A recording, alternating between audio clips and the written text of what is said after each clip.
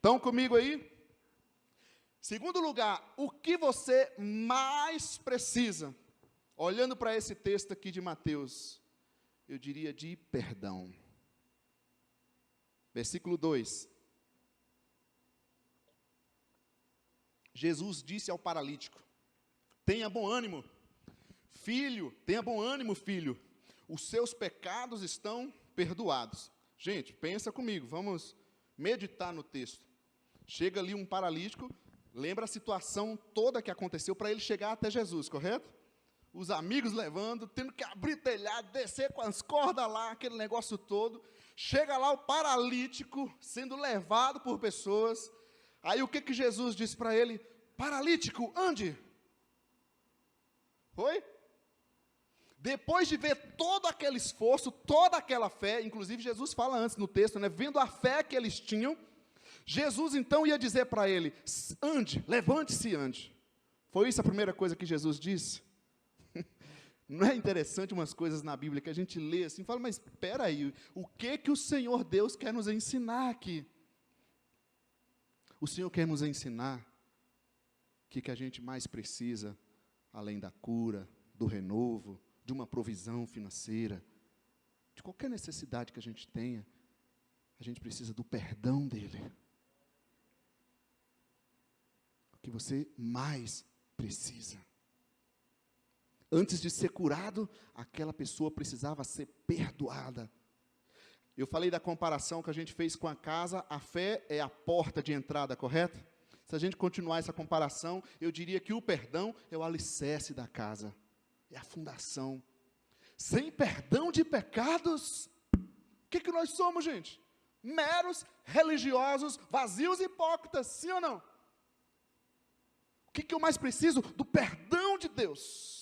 É o alicerce. Nós estamos fundamentados no perdão dos nossos pecados, pelo sangue do Cordeiro de Deus. Aquela doença que aquele jovem enfrentava era oriunda de pecado. Tem muitas coisas na nossa vida que é fruto de pecado, de erros humanos. Mas não é somente por isso. E você tem que imaginar também que o mundo, né, a sociedade, ficou ali, que na teologia a gente chama do período interbíblico. Até antes da chegada de João Batista, e finalizando a Bíblia com Malaquias, houve um período chamado de período interbíblico, 400 anos de silêncio profético, onde não se ouvia de Deus. E aí eu fico imaginando, quem que estava dominando as pessoas? O maligno.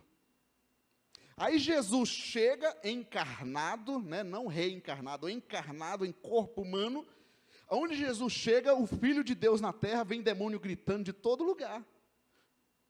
O mundo precisava do perdão. O mundo estava escravizado.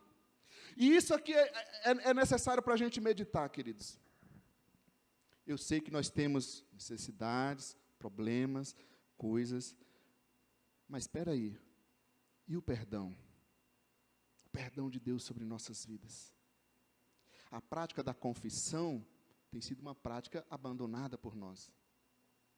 Quem sabe a gente pergunta assim, alguma pessoa fala, mas eu preciso do perdão de Deus por quê mesmo? Eu nasci na igreja, né? Sou crente desde que nasci. Qual o pecado que eu cometo? Tem um versículo lá em 1 João que fala que aquele que pensa que não comete pecado é mentiroso. Então já começa por aí, você sendo crente, crentinho, crentão, meu amigo, batista, presbiteriano, qualquer coisa, nós cometemos pecados, tá? Tá com essa cara bonita aí, todo bonitão aqui, bonitona de Deus, amém, mas você continua sendo pecador.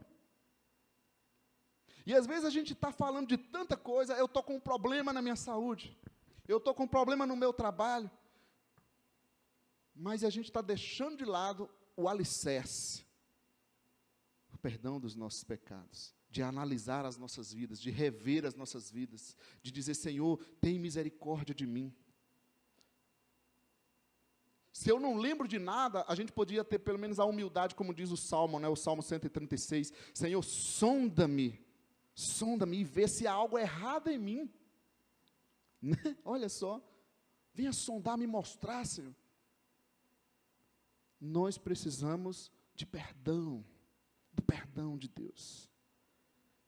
Quem precisa de perdão reconhece que é pecador, que é necessitado.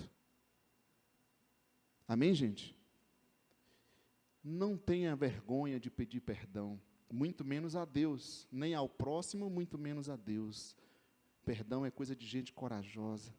Senhor, limpa meu coração, me perdoa, me purifica, me limpa, Senhor, me restaura. Então, pensando no perdão, a gente poderia refletir o seguinte: primeiramente, o conceito de pecado. Você ainda tem definição do que é e do que não é pecado? Isso já é uma problemática para nós. O que é pecado e o que não é pecado?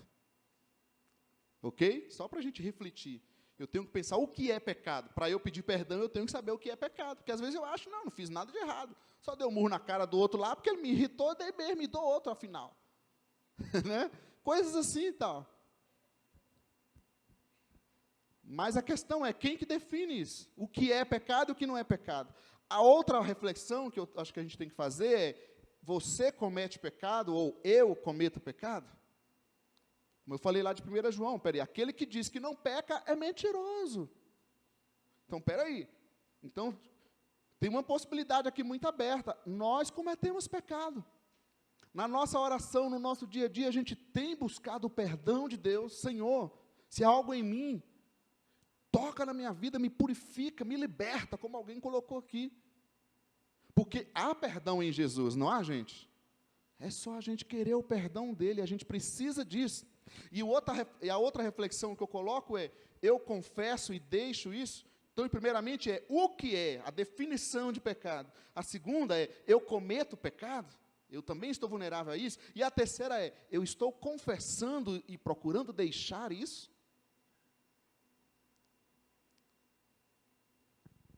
E Jesus disse para aquele paralítico, que chegou ali com muita fé, buscando a ajuda do Senhor, o Senhor disse para ele, olha, seus pecados estão perdoados. Você imagina isso, você chega lá com uma necessidade de cura, de renovo financeira, e aí Jesus olha para você, você fez todo esse esforço para chegar até Jesus, e aí você está esperando ele dizer, vá, tua fé te curou, vá, a porta já está aberta de emprego, vá, eu já curei, já libertei, pode ir, já está tudo restaurado. E Jesus, olha, os seus pecados estão perdoados. Eu fico imaginando, peraí Jesus, eu não vim aqui para isso, para com isso, que conversa louca é essa? Não estou aqui falando de pecado, eu estou precisando de uma cura. Quem sabe nós estamos aqui nessa noite, Senhor, olha lá para o meu trabalho, olha lá para a minha família, olha para a minha saúde. E o Senhor está dizendo, filho, olha lá para os seus pecados, o seu comportamento, para a sua vida, precisa mudar. Para aquele arrependimento que precisa aí surgir. Antes do perdão, antes da cura, antes da restauração, perdão, antes do renovo, tem que vir o perdão. É o alicerce das nossas vidas. Amém, gente? Coloca cada necessidade que você pensou aí, quando eu falei lá no início, o que você mais precisa. A cura, o renovo, a libertação. Antes disso, vem o perdão. Tenhamos coragem nessa noite de olhar para nós, mesmo coisas que a gente não lembra. Não está lembrando de nada, Senhor, me mostra, me perdoa. Que não haja nada na minha vida, Senhor. Porque aquele que está em Cristo Jesus, nenhuma condenação há contra eles. Então receba o perdão. Se há algo na minha vida que eu preciso do teu perdão, Senhor, coloca a tua mão nessa noite, que eu saia daqui limpo, puro, purificado no teu sangue, em nome de Jesus. Eu poderia lembrar do caso do Zaqueu, lembra da história de Zaqueu? Ele era coletor de impostos ali, roubava, né, naquilo que ele fazia, e Jesus chegou na casa dele, e inclusive foi criticado, né, pelos religiosos, por Jesus estar ali como pecador. Você vê que Jesus não tem problema com o pecador, ok? Jesus está ali com ele conversando, ele reconheceu algo na vida dele. Peraí, Jesus, olha, aquilo que eu tenho extorquido das pessoas, que eu tenho usado da minha função e roubado, vamos falar assim, em todas as letras, eu vou restituir 4 vezes mais. Perdão, isso nos mostra que o perdão de Deus implica em restituição, em mudança de vida. Eu vou corrigir isso na minha vida. Eu vou corrigir isso na minha vida. Eu vou mudar meu jeito de lidar com as redes sociais, com o meu palavreado, o meu comportamento, o meu relacionamento com as pessoas, o meu jeito que está ofensivo, seja o que for, cada um de nós precisamos olhar para nós mesmos e dizer: Senhor, me perdoa. Quem sabe até coisas pessoais internas, de pessoas que sabem que sofrem questões internas de não se valorizar, de não se ver diante do Senhor, e não ver o amor do Senhor pelas suas vidas.